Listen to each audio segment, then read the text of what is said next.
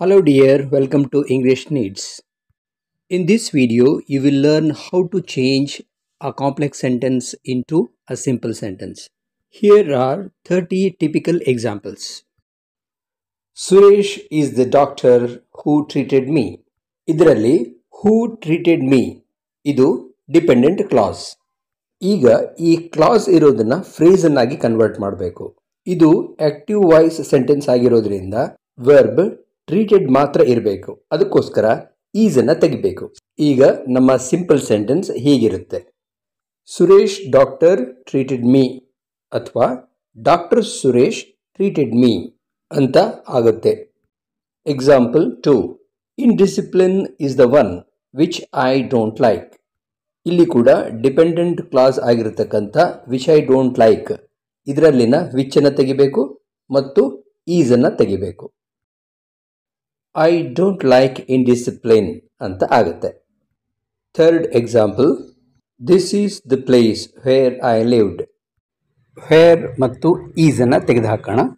This place I lived ಅನ್ನೋದಕ್ಕಿಂತ I lived at this place ಅನ್ನೋದು correct ಆಗುತ್ತೆ. ಅದಕ್ಕೋಸ್ಕರ this is a sentence.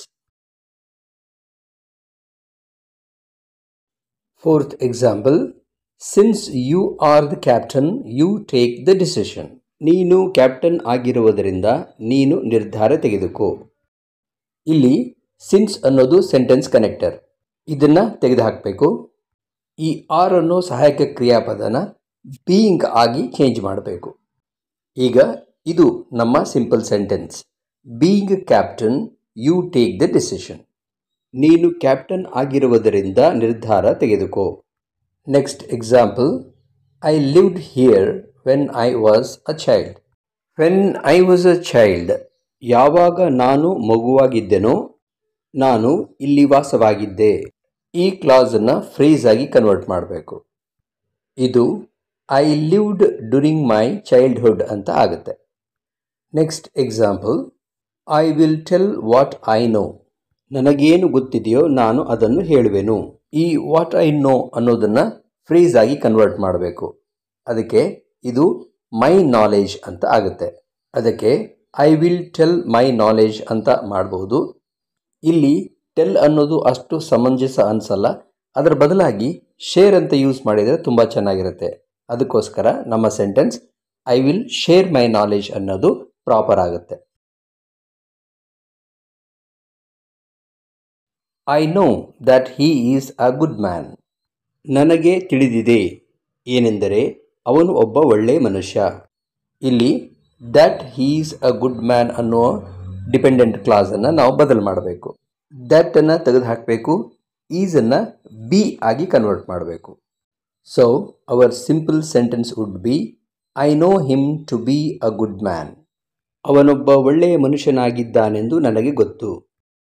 Next example: V stayed back because it became dark ಅಂತ. ನಾವು ಅಲ್ಲಿಯೇ ಉಳಿದೆವು ಏಕೆಂದರೆ ಕತ್ತಲಾಯಿತು. ಇದೇ ಸೆಂಟೆನ್ಸನ್ನು ಹೀಗೂ ಹೇಳಬಹುದು: because it became dark we stayed back. ಇಲ್ಲಿ ಬಿಕಾಸ್ನಂತೂ ತೆಗೆದುಹಾಕಬೇಕು. ಅದರ ಜಾಗದಲ್ಲಿ ಡ್ಯೂ ಟು ಅನ್ನೋದನ್ನು ಉಪಯೋಗ ಮಾಡಬಹುದು. So our sentence would be we stayed back due to darkness. ಕತ್ತಲಾದ ಕಾರಣಕ್ಕಾಗಿ ನಾವು ಅಲ್ಲಿಯೇ ಉಳಿದೆವು. ಅಥವಾ darkness setting in we stayed back ಅಂತಲೂ ಮಾಡಬಹುದು. ಕತ್ತಲಾಗುತ್ತಿದ್ದುದರಿಂದ ನಾವು ಅಲ್ಲಿ ಉಳಿದೆವು ಅಂತ.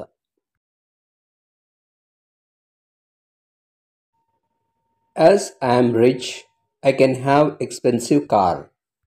ನಾನು ಶ್ರೀಮಂತನಾಗಿದ್ದರಿಂದ ದುಬಾರಿ ಕಾರೊಂದನ್ನು ಹೊಂದಬಲ್ಲೆ. ಇಲ್ಲಿ ಆಸ್ ಐ ಆಮ್ ರಿಚ್ ಇದು ಕ್ಲಾಸ್. ಅದೇ ಅರ್ಥ ಬರುವಂತೆ ಇದನ್ನು ಫ್ರೇಸ್ ಆಗಿ ಕನ್ವರ್ಟ್ ಮಾಡಬೇಕು. ಆ್ಯಸನ್ನು ತೆಗೆದುಹಾಕಬೇಕು. ಆ್ಯಮನ್ನು ಬೀಯಿಂಗ್ ಆಗಿ ಕನ್ವರ್ಟ್ ಮಾಡಬೇಕು. ಬೀಯಿಂಗ್ ರಿಚ್ ಶ್ರೀಮಂತನಾದುದರಿಂದ I can have an expensive car. ನಾನು ದುಬಾರಿ ಕಾರೊಂದನ್ನು ಹೊಂದಬಲ್ಲೆ. Next example: as you eat more sweets you are fat. ನೀನು ಹೆಚ್ಚು ಸಿಹಿ ತಿಂಡಿಗಳನ್ನು ತಿನ್ನುವುದರಿಂದ ದಪ್ಪ ಇದ್ದೀಯಾ. You are fat because of eating more sweets. ಹೆಚ್ಚು ಸಿಹಿ ತಿಂಡಿಗಳನ್ನು ತಿನ್ನುವುದರಿಂದ ನೀನು ದಪ್ಪ ಇದ್ದೀಯಾ? Next example.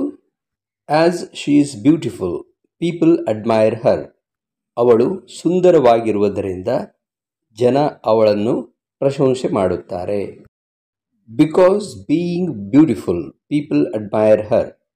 ಅವಳು ಸುಂದರವಾದ ಕಾರಣದಿಂದಾಗಿ ಜನ ಅವಳನ್ನು ಪ್ರಶಂಸಿಸುತ್ತಾರೆ. ಇದನ್ನೇ ಹೀಗೂ ಹೇಳಬಹುದು. People admire Har for her beauty. ಜನ ಅವಳ ಸೌಂದರ್ಯಕ್ಕೋಸ್ಕರ ಅವಳನ್ನು ಪ್ರಶಂಸಿಸುತ್ತಾರೆ. ಇದನ್ನು ಹೀಗೂ ಹೇಳಬಹುದು. People admire her because of her beauty. When I finished my speech, the audience applauded for 1 minute. ಯಾವಾಗ ನಾನು ನನ್ನ ಭಾಷಣವನ್ನು ಮುಗಿಸಿದೆನೋ ಕೇಳುಗರು 1 ನಿಮಿಷದವರೆಗೆ ಕರತಾಡನವನ್ನು ಮಾಡಿದರು. On finishing my speech, the audience applauded for 1 minute. ನನ್ನ ಭಾಷಣವನ್ನು ಮುಗಿಸಿದಾಗ ಶ್ರೋತೃಗಳು 1 ನಿಮಿಷದವರೆಗೆ ಕರತಾಡನ ಮಾಡಿದರು. Next example. When he saw me, he hid himself. ಯಾವಾಗ ಅವನು ನನ್ನನ್ನು ನೋಡಿದನೋ ಅವನು ತನ್ನನ್ನು ಬಚ್ಚಿಟ್ಟುಕೊಂಡ.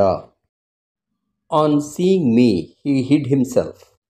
ಅಥವಾ seeing me, he hid himself. ನನ್ನನ್ನು ನೋಡುತ್ತಲೇ ಅವನು ತನ್ನನ್ನು ಬಚ್ಚಿಟ್ಟುಕೊಂಡ. When the chain was pulled, the train stopped. ಯಾವಾಗ ಚೈನ್ ಎಳೆಯಲ್ಪಟ್ಟಿತೋ ರೈಲುಗಾಡಿ ನಿಂತುಕೊಂಡಿತು. The chain being pulled, the train stopped. ಚೈನ್ ಎಳೆದಿದ್ದರಿಂದ ಟ್ರೈನ್ ನಿಂತುಕೊಂಡಿತು. When I finished my task, I left the place. ಯಾವಾಗ ನಾನು ನನ್ನ ಕೆಲಸವನ್ನು ಮುಗಿಸಿದೆನೋ ನಾನು ಆ ಜಾಗವನ್ನು ಬಿಟ್ಟೆನು, ಅಂದರೆ ಅಲ್ಲಿಂದ ಹೋದೆನು ಅಂತ. Having finished my task, I left the place. ನನ್ನ ಕೆಲಸವನ್ನು ಮುಗಿಸಿ ನಾನು ಆ ಜಾಗದಿಂದ ಹೊರಟೆನು. Finishing my task, I left the place. ನನ್ನ ಕೆಲಸವನ್ನು ಮುಗಿಸುತ್ತಲೇ ನಾನು ಆ ಜಾಗವನ್ನು ಬಿಟ್ಟೆನು. I live in the house that is provided by the company. ಯಾವುದು ಕಂಪನಿಯಿಂದ ಕೊಡಲ್ಪಟ್ಟಿದೆಯೋ ಆ ಮನೆಯಲ್ಲಿ ನಾನು ವಾಸವಾಗಿದ್ದೇನೆ. I live in the house provided by the company. ಕಂಪನಿಯಿಂದ ಕೊಡಲ್ಪಟ್ಟ ಮನೆಯಲ್ಲಿ ನಾನು ವಾಸವಾಗಿದ್ದೇನೆ. Next example. I live in the house that belongs to the company. ಯಾವುದು ಕಂಪನಿಗೆ ಸೇರಿದೆಯೋ ಆ ಮನೆಯಲ್ಲಿ ನಾನು ವಾಸವಾಗಿದ್ದೇನೆ. I live in the house belonging to the company. ಕಂಪನಿಗೆ ಸೇರಿದ ಮನೆಯಲ್ಲಿ ನಾನು ವಾಸವಾಗಿದ್ದೇನೆ. Frog is the creature which can live both on land and in the water. ಕಪ್ಪೆ ಒಂದು ಜೀವಿ ಯಾವುದು ನೀರಿನ ಒಳಗೆ ಮತ್ತು ಭೂಮಿಯ ಮೇಲೆ ವಾಸಿಸಬಲ್ಲದು. Frog can live both on land and in the water. ಕಪ್ಪೆ ಭೂಮಿಯ ಮೇಲೆ ಮತ್ತು ನೀರಿನ ಒಳಗೆ ಬದುಕಬಲ್ಲದು. If you work more, you will be paid more. ನೀನು ಹೆಚ್ಚು ಕೆಲಸ ಮಾಡಿದರೆ ನಿನಗೆ ಹೆಚ್ಚು ಕೊಡಲಾಗುವುದು. You will be paid more for working more. ಹೆಚ್ಚು ಕೆಲಸ ಮಾಡುವುದಕ್ಕಾಗಿ ಹೆಚ್ಚು ಹಣ ಕೊಡಲಾಗುವುದು. If you exercise regularly, you can stay fit. ನೀನು ನಿಯಮಿತವಾಗಿ ವ್ಯಾಯಾಮ ಮಾಡಿದರೆ ನೀನು ಸದೃಢನಾಗಿ ಇರಬಲ್ಲೆ. You can stay fit by exercising regularly. If we are united, we can be safe. ನಾವು ಒಂದಾಗಿದ್ದರೆ ನಾವು ಸುರಕ್ಷಿತವಾಗಿ ಇರಬಹುದು. By being united, we can be safe. ಒಂದಾಗಿ ಇರುವುದರಿಂದ ನಾವು ಸುರಕ್ಷಿತವಾಗಿರಬಹುದು. ಇದನ್ನು ಹೀಗೂ ಹೇಳಬಹುದು. Being united, we can be safe. ಇದು same. If I don't use spectacles, I can't read. ನಾನು ಕನ್ನಡಕ ಉಪಯೋಗಿಸದಿದ್ದರೆ ನಾನು ಓದಲಾರೆ. I can't read without using spectacles. ಕನ್ನಡಕ ಬಳಸದೆ ನಾನು ಓದಲಾರೆ. If you repeat the mistake you will be dismissed. ನೀನು ಆ ತಪ್ಪನ್ನು ಮತ್ತೆ ಮಾಡಿದರೆ ನಿನ್ನನ್ನು ವಜಾಗೊಳಿಸಲಾಗುವುದು. You will be dismissed for repeating the mistake. ತಪ್ಪನ್ನು ಮತ್ತೆ ಮಾಡಿದ್ದಕ್ಕೋಸ್ಕರ ನಿನ್ನನ್ನು ವಜಾಗೊಳಿಸಲಾಗುವುದು. If you are eligible you will get the job. ನೀನು ಅರ್ಹನಾಗಿದ್ದರೆ ನೀನು ನೌಕರಿಯನ್ನು ಪಡೆಯುತ್ತೀಯಾ. You will get the job provided you are eligible. Though he is jobless he has a lot of money. ಅವನು ಉದ್ಯೋಗರಹಿತನಾದರೂ ಅವನ ಹತ್ತಿರ ಸಾಕಷ್ಟು ಹಣ ಇದೆ. In spite of being jobless he has a lot of money. Although BSF jawans guard the borders, many Bangladeshis enter into India.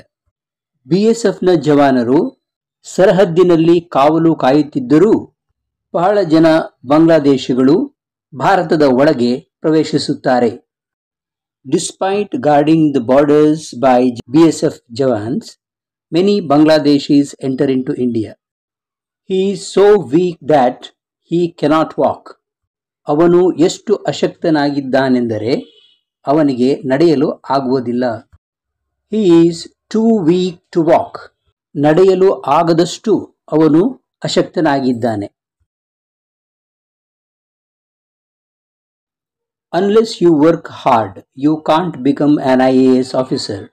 ನೀನು ಕಠಿಣ ಪರಿಶ್ರಮ ಪಡದೆ ನೀನು ಒಬ್ಬ IAS ಆಫೀಸರ್ ಆಗಲಾರೆ. Don't give up until you succeed. Don't give up until success. Here until is used as a linker, whereas here until is used as a preposition. Wait here till I come back. Wait here till my arrival.